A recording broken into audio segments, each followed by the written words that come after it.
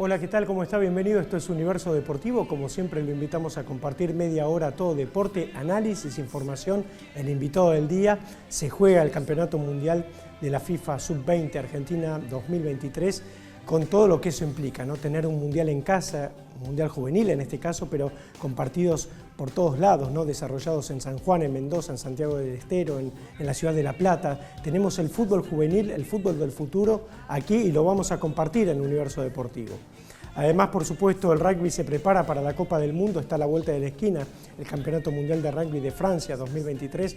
Los Pumas se preparan y además tendrán un partido en agosto muy importante frente a España por la celebración de los 100 años de la Federación Española de Rugby. Estaremos también acompañando justamente a los Pumas en todo este camino rumbo a la Copa del Mundo. Y además, por supuesto, vamos a seguir con la información sobre la Copa Libertadores de América, la Sudamericana y la Liga Nuestra, mientras esperamos también la ventana de junio, los últimos amistosos de la selección argentina de cara a lo que va a ser el comienzo este año de la eliminatoria a la Copa del Mundo del 2026.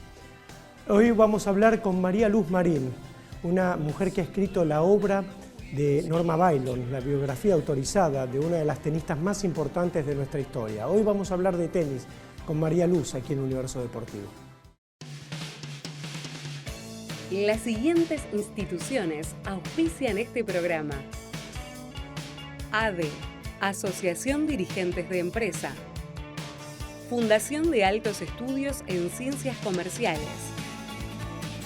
UCES, la excelencia, un compromiso; Produces, Centro de Producción Integral Multimedia, Radio y Televisión.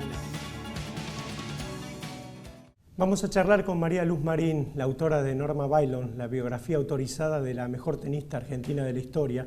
Después, por supuesto, vino Gabriela Sabatini y quizás la haya superado, aunque esas comparaciones no tienen mucho sentido cuando son dos mujeres que le han dado muchísimo al deporte argentino, muchísimo al tenis, y sobre todo en el caso de Norma, que es el tema que nos ocupa ahora con María Luz, una mujer que fue pionera, que abrió caminos en un momento que era muy difícil, que sigue siendo difícil para la mujer, obviamente, meterse en el mundo dominado por los hombres. Sin embargo, Norma lo logró, fue la primera mujer olimpia de oro de la Argentina, fue una tenista destacadísima y tiene una trayectoria que vale la pena leer, que está reflejada en este libro. Gracias, María Luz, por venir. Gracias a vos, Hernán. Muchas gracias. Vos sabés que fue una idea fantástica la tuya, que se te ocurrió en pandemia y que tenías de tanta educación y de tanta prudencia que tenés en la vida, hasta dudas si podía aceptar Norma o no, cuando creo que aceptó encantada, ¿no?, esta idea. Sí, las dudas también se generaron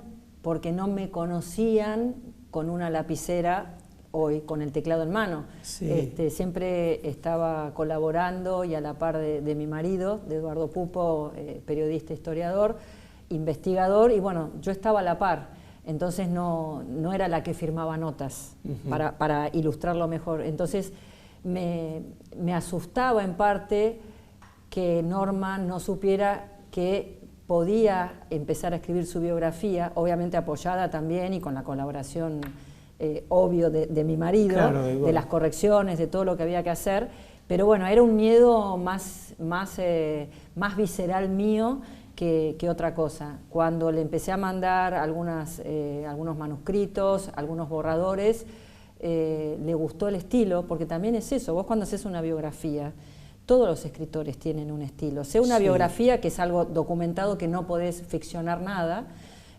simplemente tenés que guiarte por la verdad, por lo que pasó, por la historia. Por más que vos hagas ese tipo de género, también tenés un estilo, marcás un estilo. Entonces yo no sabía si a ella le iba a gustar mi estilo. Cuando terminamos el primer manuscrito, le encantó, le gustó, le dije que hiciera las correcciones que quisiera. Te soy sincera, creo que no hizo mucho. Y después, bueno, seleccionamos las fotos. Ten en cuenta, Hernán, que yo tenía un soporte muy bueno, que era el libro de la historia del tenis en la Argentina. Sí. No comencé de cero, yo tenía eso. Claro, una obra monumental de Eduardo, ¿no? Que son 3 tomos increíbles. Una locura que creo que no se puede volver a hacer. Pero con ese backup yo podía arrancar y no de cero. Después sí, obviamente tenía que profundizar en un montón de temas, en algunos que por supuesto no estaban en el libro de la historia, pero yo estaba buscando más el perfil femenino, el perfil de la mujer tenista, que son dos cosas distintas, porque ella nunca se dio cuenta en qué situación, en qué contexto del mundo fue la número 4 del mundo. Vos pensás que en ese momento ni siquiera había un profesionalismo casi incipiente en los caballeros y menos en las damas. La que empezó con todo eso, obviamente ya sabemos, Billie Jean, que jugó con ella. Eran pares. Lo que pasa es que Norma, bueno, se retira justo en su mejor momento, cuando fue 4 del mundo. Y además Billie Jean abrió el camino para muchas mujeres y para muchas cosas que la propia vida iba llevando, ¿no? Los cambios en la sociedad, los cambios de mentalidad, una apertura mucho más grande, en todo sentido, ¿no? Pero lo que vos marcás de Norma, que es realmente una pionera en el deporte, existió Mediterráneo, hubo varias tenistas, por supuesto, pero que en este caso además tuvo un éxito rotundo, un éxito muy grande, esto de ser número 4 del mundo. Sí, lo que pasa es que en ese momento, hoy tenés la inmediatez de los medios. Cuando Norma estaba llegando, no sé, una semifinal o final de Roland Garros, o si iba a jugar a Roma, nosotros nos enterábamos. Yo era chiquita, pero hablo nosotros en el mundo en particular, nos enterábamos mucho después de los resultados. Si ella tenía que hablar con sus papás, no es que levantaba el celular, tenía que ir a un lugar donde tenía que pedir la llamada, a ver si al día siguiente podía hablar con ellos. Y eso, claro, obviamente decanta y hace que se vayan perdiendo algunas noticias, información, que después, bueno, las podés rescatar hoy gracias justamente a todo lo que es la tecnología. Hemos encontrado incluso un aviso de una revista brasileña del año 1954, donde estaban los padres de ella, que ella ni siquiera conocía ese aviso. O no lo recordaba. Claro, porque eran los empresarios que habían ido, los padres de Norma no vinieron directamente a Argentina. Primero hicieron 2 paradas en Brasil por trabajo, recién después vienen a Argentina. Que eso está bastante, muy bien documentado gracias justamente a todo lo que se ha hecho con respecto a los inmigrantes. Eso es un apoyo muy bueno, muy positivo, a mí me ayudó muchísimo, porque no solo quería saber por qué vivían en Belgrano, toda la vida vivieron en ese barrio, sino cómo llegan a Belgrano, en qué barco, qué pasó con ese barco. Ese barco, después en la Segunda Guerra Mundial, los ingleses lo explotan. O sea, vos decís, en ese barco vino la mamá y el papá de Norma Bailón, ¿entendés? Entonces, lo que hice fue conjugar su historia, pero darle un contexto mundial y local para que la persona que lea su historia pueda comprender un poco más allá de lo que hacía Norma fuera de la cancha, o por qué estaba dentro de la cancha. ¿Por qué le gustaba tanto el tenis a ella? Que de chiquita tomó una paleta y jugaba contra el placar de los padres, y que la madre dijo, comprale una raqueta y vaya a jugar que me va a romper la casa. Ella era una persona que en su niñez era muy activa. Entonces dice que salían a la calle a pasear. Cuando yo también era más chica, se estilaba mucho que tu mamá te llevara a pasear por Cabildo, las galerías, y ella era muy inquieta, que a veces dice que algunos locales le decían que por favor no entre su hija, pues seguro que va a romper algo. Claro, se notaba que ella tenía en la sangre algo deportivo que tenía que salir a la luz de alguna manera. Cuando estuve investigando sobre su familia, su tío fue un gran esgrimista, el hermano del papá. Era un gran esgrimista que ha jugado campeonatos mundiales, había ganado también. Entonces yo estaba buscando de dónde viene el deporte. El padre también, con el boxeo, que hacía el boxeo a nivel amateur. Entonces, claro, Norma en algún momento tenía que salir por algún lado esas ganas de ese movimiento que evidentemente no pudo frenar. Pero bueno, no es que ella dijo el tenis. No, gracias a un amigo del padre que lo conocía, ¿por qué no te haces socio del club, del Buenos Aires? Empezó con una paletita de ping-pong, el ruidito contra la pared, y después, claro, en el club dijeron, bueno, basta, vamos a comprarle una raqueta, y ahí fue cuando empieza a conocer el deporte. Vos mirá lo que me traes ahora a la cabeza, vos fijate, Sabatini, Vilas y ella, ¿dónde empezaron? En un frontón. Y ella se iba al frontón del Buenos Aires Lawn Tennis. Porque claro, era muy chiquita, todos no querían jugar con ella. Cuando empieza a mejorar, por supuesto, todos querían jugar con ella. Sí. Pero al principio es como le ha pasado a Gabriela, que la he visto también en River. Sí. Vos jugás con el que te pelotea, decís, me peloteas, no importa si es alguien de tu edad, sí. Un señor de 80 años, una señora de 40, de 50. Una nena de 12, sí. Vos querés pelotear. Claro. Y ella eso es lo que hacía. Su entrenamiento, antes de empezar a tomarse en serio la competencia, era ese, jugar con todos. Te pido una pausa, María Luz, y seguimos la charla con María Luz Marín, aquí en Universo Deportivo.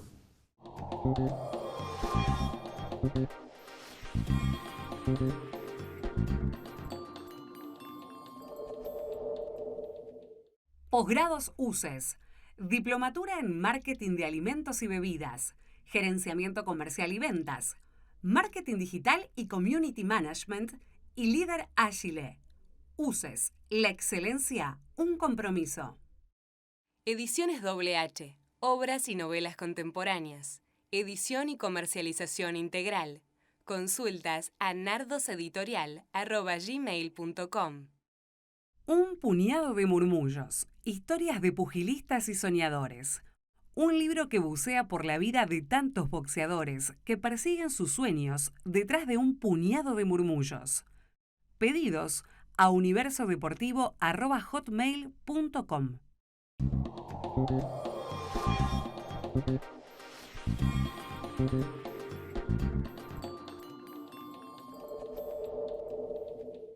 Seguimos la charla con María Luz Marín. Pensaba en esto y en el desarrollo, ¿no? Hoy en día cualquier chica que juega al tenis tiene entrenadores, tiene nutricionistas, un equipo de trabajo, pero en esa época no. ¿Cuáles fueron los primeros profesores o los primeros formadores de Norma? Ella cuando jugaba en el Buenos Aires, obviamente, después de que su papá se dio cuenta que Norma tenía condiciones porque sí. Quería jugar al tenis, tuvieron que empezar a ver qué profesores estaban disponibles. Vos pensás que ella en los primeros viajes que hace por Europa, jugando con Helga Schulze, que fue una de sus mejores amigas y compañeras de dobles, con la que justamente llegan a la final de Roland Garros, cuando veían a las australianas subir y bajar las escaleras del hotel, decían, ¿qué están haciendo? Claro. Se estaban entrenando. Sí, sí. Con Harry Hopman y su esposa, que también era coach, hoy le diríamos coach. Entonces ella tuvo que empezar a prepararse de alguna manera, porque evidentemente el ritmo y las ganas de jugar al tenis de una persona, de una jugadora que quiere empezar a competir, lo marca ella misma. No te pueden imponer. Decir, bueno, vos ahora vas a empezar a entrenarte 3 veces por semana, y si no quiere, claro. Ella pedía. Entonces cada vez le tenían que sumar más, desde Moya hasta los mismos jugadores del Buenos Aires Lawn Tennis. Ella entrenaba más con caballeros que con mujeres. La mayoría de los entrenadores y jugadores entrenadores eran todos hombres, desde Viloch Caride, incluso Tato Soriano, que jugaba doble con ella, Guillermo Salatino. Sí. O sea, cuando vos le preguntás con quiénes entrenabas, te sorprende porque no te está mencionando nombres de mujeres. Obviamente que jugaba, por supuesto, porque era su categoría, pero eran más los hombres que las mujeres. Pero la parte, por ejemplo, vos mencionabas preparación física, nutricionista, no existía. No existía. Sí, saltaba la soga, o por ejemplo, ella te dice que cuando iba y venía al colegio, iba caminando y volvía corriendo con la mochila. Se prendía en todo lo que sea deporte para el colegio, o sea, tenis no había intercolegial de tenis, pero atletismo, vóley, lo que sea jugaba. Pero en su cabeza solo estaba el tenis. ¿A la mujer le sirve entrenar con hombres? Como en tu caso, que fuiste una tenista destacada, las leonas muchas veces han jugado partidos con hombres como para tener otro ritmo, otro roce. Claudia Casabianca en Belgrano Atlética alguna vez hizo entrenamiento físico con los planteles de rugby para la parte física sobre todo. ¿Le sirve a la mujer, María Luz, ese tipo de entrenamiento o de competencias de preparación? Para mí todo suma y sirve, todo. Porque el tenista cuando se mete en una cancha, vos vas a jugar con alguien que juega igual, más o menos que vos, y el estilo de juego puede ser de ataque, conservador, o sea, tenés todas las variables. Incluso dentro de las mujeres, obviamente el hombre tiene otra potencia, pero considero que sí, por supuesto que suma, porque vos a lo mejor, te doy un ejemplo, con un hombre entrenándote, a vos te está entrenando, estás ejercitando la velocidad de armado de un golpe. ¿Por qué? Porque la pelota, vos desde que la sacás de tu raqueta, llega rápido al otro lado, pero viene más rápido. Entonces vos tenés menos tiempo para pensar cómo viene la pelota, dónde le voy a pegar, a dónde la voy a devolver. Entonces estás entrenando algo que te sirve ¿para qué? Para anticipar. Entonces cuando vas a jugar con una mujer que seguramente no van a hacer todos los tiros como ese, van a ser un poco más lentos, vos podés anticiparte a sus golpes. Por eso digo, para mí todo sirve, jugar con alguien que juega a tu mismo nivel, más y sobre todo menos, porque son esos partidos donde tu ejercicio de concentración debe ser mayor, porque tenés la confianza que decís, esto es fácil, sí. Y es justamente donde te relajás y donde empezás a cometer errores. Entonces jugar con jugadoras que juegan menos que vos está bueno, porque vas a ejercitar eso. Nunca descartaría un entrenamiento de alguien, de una jugadora, no importa si es en profesionales o en menores, no importa la categoría, nunca descartaría de irme echando con alguien que le complique la concentración. Bueno, hoy venís y vas a entrenar la concentración. Entonces Norma, a pesar de su carácter, porque era muy jorobada dentro de la cancha, se enojaba mucho con ella misma, entrenar con hombres le sirvió, sí, por supuesto. Y aparte, vos pensás que en esa época los grandes jugadores te competían en las 3 pruebas, jugaban su individual, doble damas o caballeros y el mixto. O sea, era un entrenamiento, o sea, era continuo. Sí, feroz. Continuo. Y permanente, Claro, entonces entrenaban. ¿Y por qué Norma también tenía un juego de ataque?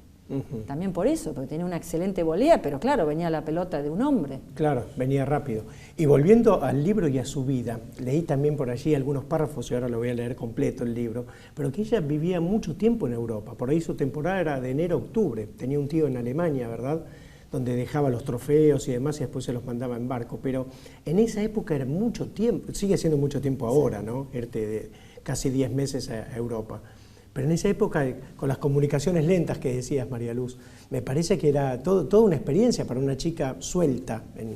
Sí, lo que pasa que te diría que los primeros años, hasta donde pudo, la acompañó la mamá, porque quería saber cómo era el circuito, pero había una comunión, una unión bastante importante entre los jugadores, no solo latinos, sino también con los europeos, que cuando ella empieza a viajar sola, la ayuda mucho ese grupo de amigos. Existía como más la solidaridad deportiva entre todos. Hoy digamos, con la competencia y el profesionalismo fue variando, obviamente, pero también ten en cuenta que hoy para irte, no sé, suponete a Australia, tenés un montón de opciones. Para viajar dentro de Europa, miles, no solamente a nivel de variedad de compañías aéreas, trenes, lo que quieras, sino también con respecto al dinero o con respecto a viajar.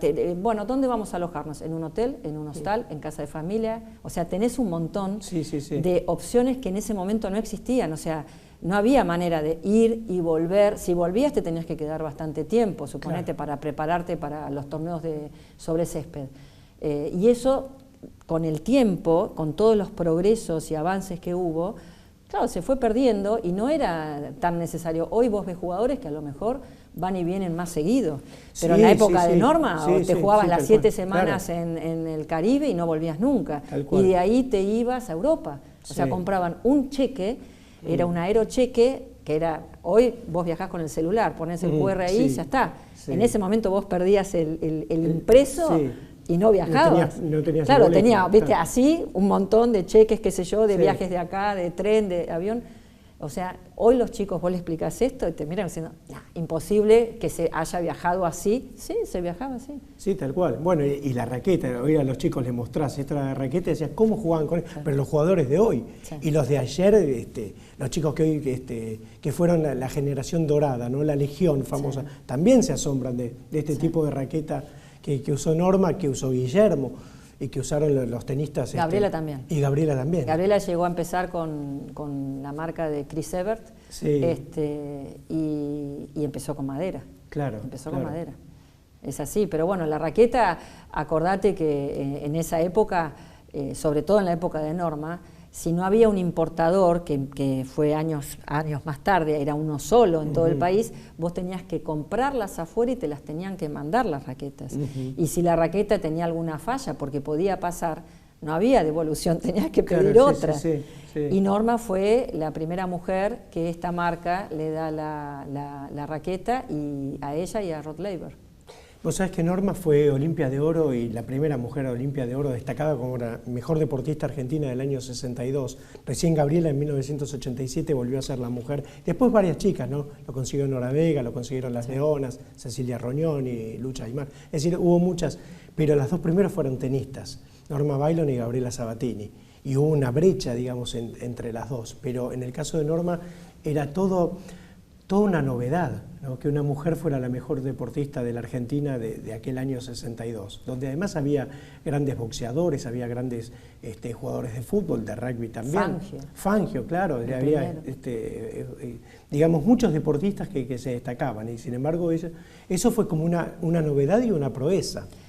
Sí, creo que ella recién ahora, creo que el premio a la Olimpia de Oro de ella son esos premios que a veces en el momento uno no les da el valor que realmente lo tiene en ese momento, porque pasa. Sí. Pero cuanto más años fueron pasando, y ahora, sobre todo con todo el movimiento que inició Billie Jean King a nivel mundial, ahora creo que estamos dimensionando lo que significó en ese momento haber ganado el Olimpia de Oro, la primera mujer. Sí, claro. ¿Y cuánto se tardó a que otra mujer ganara el Olimpia de Oro? Y pasaron unos 20 y pico de años, que te diría 25, ¿no? Del 62 al 87, que lo ganó Gabriela Sabatini. Después vino el furor de las Leonas, que también merecido lo tuvieron, tanto en grupo como algunas jugadoras individuales. Pero fueron dos tenistas, ¿no? las que marcaron ese hito, si se quiere. Y en el caso de Norma, además, en una época donde para ganar el Olimpia de Oro te tenías que destacar muchísimo, porque no había Olimpias de Plata, es decir, no había una preselección, era de derecho viejo al mejor deportista. Claro, ella se enteró por una carta, le pregunté, ¿te acordás cómo fue? Porque, claro, no estaban las ternas. Claro. Vos tenías la terna, tenías tu diploma, primero el diploma, y después si ganabas la terna era el de plata. Y recién después, entre todos los de plata, salía el de oro. Y ella, hasta donde se acuerda, dice que sí, que habían mandado una carta, que tenía que ir a la reunión, a la celebración del Olimpia, y que no pensó que se lo iba a ganar ella. O sea que ella fue la primera sorprendida. Yo la conocí ya de grande, cuando desempeñaba tareas en la asociación y cuando oficiaba de traductora, muchas veces en las conferencias de prensa y demás. Y siempre me llamó la atención la humildad. No vivía de recuerdos, no decía que hasta la gran campeona.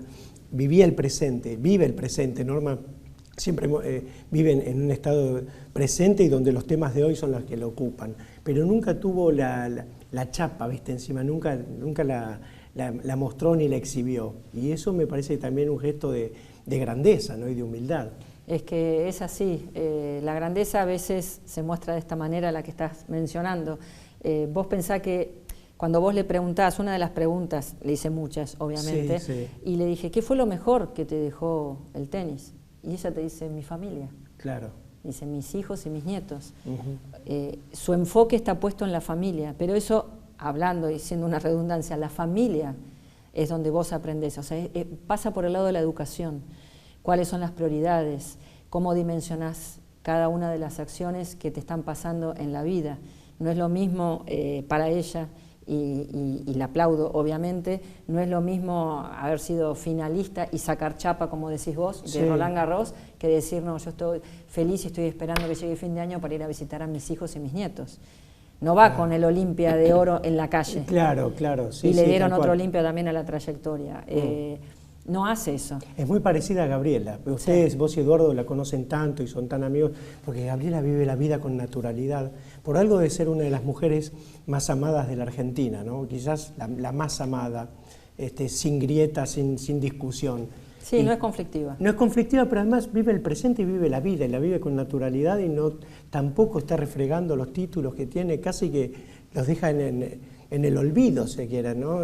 Sí, son parecidas. Vos sabés que cuando empezás a hacer los perfiles, como te hablaba lo del frontón, empezás a hacer perfiles y buscar puntos en común, siempre hay algo en común. Más allá del frontón, siempre hay algo. Cómo son las familias. cómo son las familias. Claro. Hoy ha cambiado bastante el tema competitivo con respecto a los chicos que quieren ser competitivamente profesionales y sus padres. Pero en ese momento a Norma no la dejaban dejar el colegio, obvio que no. Sí, claro. Por ejemplo, vas a estudiar, vas a terminar, te vas a recibir, vas a ser traductora de alemán, traductora de inglés, bla, bla, bla. O sea, eran otras bajadas de línea. Sí. Pero más allá de todo eso, se enseñaba el respeto, la educación. Sí. Un torneo, me acuerdo, un sudamericano que la Asociación Argentina de Tenis convoca a las 10 mejores, incluida obviamente estaba Norma, y cuando terminan, todo ese eran partidos que tenían que jugar todas contra todas para seleccionar quién iba a viajar al sudamericano, representando a Argentina. Norma, obviamente, en algún momento se enojó con ella, como ya no le dejaban decir insultos o malas palabras, empezó a golpearse la pierna, se había dejado un moretón gigante, termina toda esa selección, estaba el presidente de la Asociación de Tenis de ese momento, el papá y Norma. Norma le ganó a las 9 y el padre dijo, mi hija no viaja. ¿Cómo que no viaja?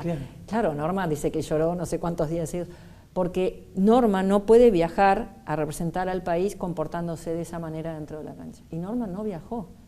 Decime hoy quién tiene, ¿viste? el valor para hacer eso. Qué padre, al contrario. Claro, la valentía, empujan. claro. Entonces, estas cosas se aprenden en la casa.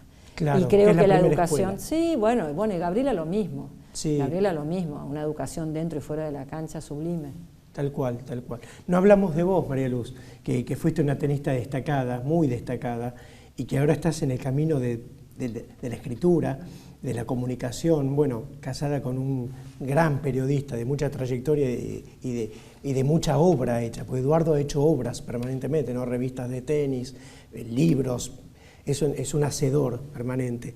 Así que en la próxima charla, en el próximo café, vamos a hablar un poco de vos, de María Luz Marín, de la persona. Gracias por haber venido. Gracias a vos. María Luz Marín en Universo Deportivo, que sigue de esta manera. Las siguientes instituciones auspician este programa: ADE, Asociación Dirigentes de Empresa; Fundación de Altos Estudios en Ciencias Comerciales; UCES, la excelencia, un compromiso; Produces, Centro de Producción Integral Multimedia, Radio y Televisión. Muy bien, así llegamos al final del programa. Recuerde que en la próxima edición vamos a hablar del Mundial Juvenil, por supuesto, y también de una semana clave de la Copa Libertadores de América. Se empiezan a jugar partidos que de alguna manera deciden, porque ya empieza la cuarta fecha de un torneo continental que tiene a los brasileños, a Independiente del Valle también como principal protagonista, pero algunos equipos argentinos están ahí en la disputa. Boca Juniors, River, Argentinos Juniors. Habrá que ver si Racing termina de recomponer su imagen y se mete también en la discusión. Lo cierto es que vamos a seguir con el análisis de la Copa Libertadores de América. Por su paciencia, por su atención, muchísimas gracias y hasta siempre.